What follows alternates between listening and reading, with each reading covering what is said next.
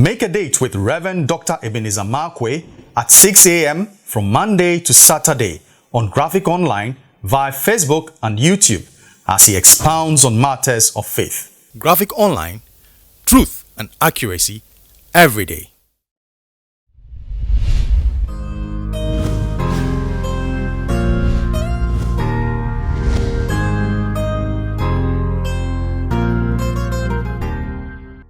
This is Rev Dr Ebenezer Markwei of Living Streams International, bringing you matters of faith with Graphic Online. It's trying to bring God's word, make God's word so relevant to you and your day-to-day activities, bringing you principles, applicative principles that you can walk with, things that you can help in your transformation. Christianity is not an event. Christianity is a lifestyle. And therefore, we need principles to be able to navigate all the bends and the twists and the turns of our Christian walk with God. So that's what Christianity is. Now, this morning, I'd like to bring you something that I find very, very interesting. In the book of Matthew, chapter 16, verse 13 to 17. Matthew 16, 13 to 17. There's a very, very interesting thing that takes place over there. Jesus, of many miracles, blah, blah, blah, blah, blah. Then he asks his disciples something. And that question, in fact, when he asked that question, the answers I saw, I was like, whoa, whoa. Jesus asked his disciples, who do men say that I am? Who do men say that I am? Who do men say that I am? From time to time, whether you like it or not, people are going to have opinions about you. And Jesus asked the question and said that I don't care about other people's opinions about me. Oh, what? God cared. Jesus cared. That he wanted to ask, who do men say that I am? And the answers he got were very, very fascinating. And for me, you look at all those people as champions of faith, but they also had limitations and they also had something about them which were not very, very nice. Somebody said, some say you are John the Baptist, returned from the dead. Oh, wow, John the Baptist? But John the Baptist was eating locusts and wild honey. But Jesus was, supping with Pharisees and eating with publicans and having prostitutes clean up his feet with their hair. And they said, you are John the Baptist? Jesus wore robes that Roman soldiers had to gamble to own those robes. John the Baptist wore camel skin, and while John the Baptist was eating locusts and wild honey, Jesus was, he was eating sausages and yamages, And guess what? Then Jesus asked them, who do you say that I am? Who do men say that I am? And the answer they gave them, and something about John the Baptist, you may say everything you like about John the Baptist, but sometimes I think that John the Baptist, his mandate, his call, was to prepare the way of the Lord and make his path straight. But then he became a married counselor and began to meddle in somebody else's marriage. I don't think that's what he was called to do. But anyway, that's a theological debate. I don't want to get into that. But he went and did some marriage counseling and got into trouble with the marriage counseling, and they had to kill him. And guess what? They said, you are John the Baptist. And John the Baptist, too, one of the things about him, at the last minute, he even questioned Jesus. So John the Baptist began to renege on his own word. Behold, the Lamb of God that taketh away the sin of the world. So John the Baptist buckled under pressure.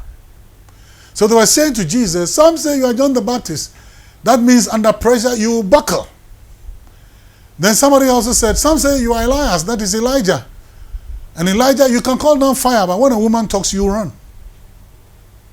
That's what they said. Now these were not very palatable descriptions. You may find them nice descriptions, but no. And he said, listen, you are John the Baptist. That means with all that you are, this is what you are. Some say you are Elias. With all that you are, let a woman talk. You're going to disappear.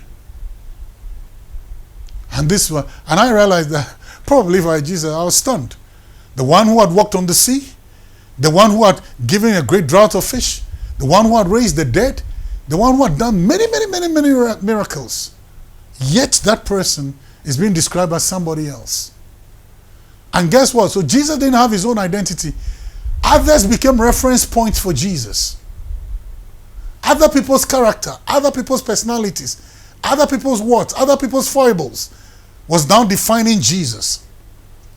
Now Jesus said, okay, I'm not going to mind what people say I am. But then he asked his disciples, but who do you say that I am? Guess what? Nothing is important with what people say outside. What is important, what is powerful is what people say. Those who know you, those who are close to you. All the descriptions they gave of Jesus was over the bar. So guess what? People will define you wrongly because they don't know you. People will define you wrongly because they've never come that close. People will define you wrongly because they don't have the mind of God concerning you. So most of the time, the definitions that men give, they give that definition in reference to somebody. Sometimes I'll talk, they'll say, oh, Ujoche, you look like your dad. So their reference point is my dad. Yes, but I'm also my own man. Oh, my dad has really, I might have picked up a few mannerisms, but guess what? Our paths are different. Jesus then asked the question, okay, I'm tired of what you say people say I am. Who do you say that I am? And then Peter said, you are the Christ. Now, those people close to him, when Jesus asked who he was, none of them gave an answer. It was Peter. And Peter then came out and said, we know you are Christ. Oh, wait a minute. Then Jesus goes on to say that, oh, you know, Peter, even this definition you have of me, flesh and blood has not revealed it to you, but my Father in heaven. That means God has opened your eyes. This definition you have of me is a revelation. Revelation given by God to you. You know what that means? Nobody really knows you unless God opens their eyes to know who you truly are. So stop worrying about people's definition of you. Stop worrying about it. Be rather concerned about God's definition of you. It's not what people call you that makes you who you are. It is what God calls you that makes you who you are. And Peter said, you are the Christ. And if the flesh and blood has not revealed this to you. Stop worrying your head about what people say. Stop worrying your head about people's wrong impressions about you. They have not even come close to you to know who you really are. And God has not opened their eyes to know who you are. Yet they'll sit somewhere and give you a definition. And you get worried. You won't sleep because you are worried about the opinion of men of who you are. Can I tell you something? Worry about what God calls you rather than what men call you. Because most of the time, what men call you will be wrong because they don't have the mind of God. Maybe just a few people will know who you truly are. So guess what? Who do men say that you are?